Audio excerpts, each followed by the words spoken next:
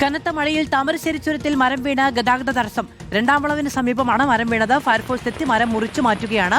ദൃശ്യങ്ങളാണ് കാണുന്നത്. വലിയ മരം തന്നെയാണ് വീണത് എന്നാണ് ദൃശ്യങ്ങളിൽ നിന്ന് മനസ്സിലാക്കാൻ കഴിയുന്നത്. സിനോജ് തോമസ് വിവരങ്ങളുമായി ചേരുകയാണ്. സിനോജ്, വലിയ ഗതാഗത കുരുക്ക് കൂടി ഉണ്ടാകും. മഴയുണ്ട് എന്നാണ് മനസ്സിലാക്കാൻ കഴിയുന്നത്. എത്ര സമയമെടുക്കും ഒന്ന് ഗതാഗതം പുനഃസ്ഥാപിക്കണമെങ്കിൽ?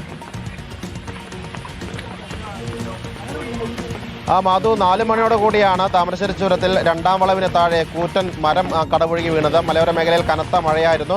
മഴയ്ക്കൊപ്പം കാറ്റും ഉണ്ടായിരുന്നു. തിരുവമ്പാടി പുന്നക്കൽ മേഖലയിലൊക്കെ തന്നെ റോഡിലേക്ക് മലയോര ഹൈവേയിലൊക്കെ തന്നെ മരം വീണിരുന്നു. ഈ സമയത്ത് തന്നെയാണ് താമരശ്ശേരി ചുരത്തിലും മരം വീണിരിക്കുന്നത്. ഭാഗ്യം കൊണ്ട് ആ സമയത്ത് മരം വീഴുന്ന സമയത്ത് വാഹനങ്ങൾ ഈ സ്ഥലത്ത് ഉണ്ടായിരുന്നില്ല. അതുകൊണ്ട് തന്നെ വലിയ അപകടമാണ് ഒഴിവായത്. പക്ഷേ ചുരത്തിൽ വലിയ ഗതാഗത കുരുക്കുണ്ട്. അതായത് അടിവാരം മുതൽ വ്യൂ പോയിന്റ് വരെ മുഴുവൻ ബ്ലോക്കായി കിടക്കുകയാണ്. ഒരു വശത്തേക്ക് വാഹനങ്ങൾ കടന്നു പോകുന്നില്ല. കൽപ്പറ്റയിൽ നിന്ന് ഫയർഫോഴ്സ് സ്ഥലത്ത് എത്തിയിട്ടുണ്ട്. മരം പൂർണ്ണമായി മുറിച്ച് നീക്കിയാൽ മാത്രം ഈ വാഹനങ്ങളൊക്കെ തന്നെ കടത്തിവിടാൻ കഴിയുള്ളൂ. കാരണം റോഡിന് കുറുകെയാണ് ഈ മരം പൂർണ്ണമായും വീണ് കിടക്കുന്നത്.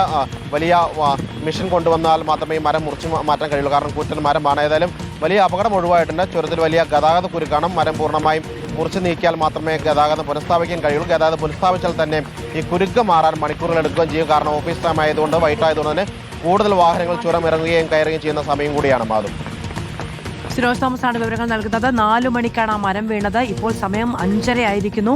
1.5 മണിക്കൂർ താമരശ്ശേരി ചുരത്തിൽ മരം വീണ് ഗതാഗതം തടസ്സപ്പെട്ടാൽ എത്രത്തോളം വലിയ ഗതാഗത കുരുക്കുണ്ടാകും എന്നുള്ളത് നമുക്കൊക്കെ അറിയാവുന്നതാണ്. എന്തായാലും പെട്ടെന്ന് പരിഹാരം കാണാനുള്ള ഊർജിതമായ ശ്രമമാണ് അവിടെ നടക്കുന്നത്.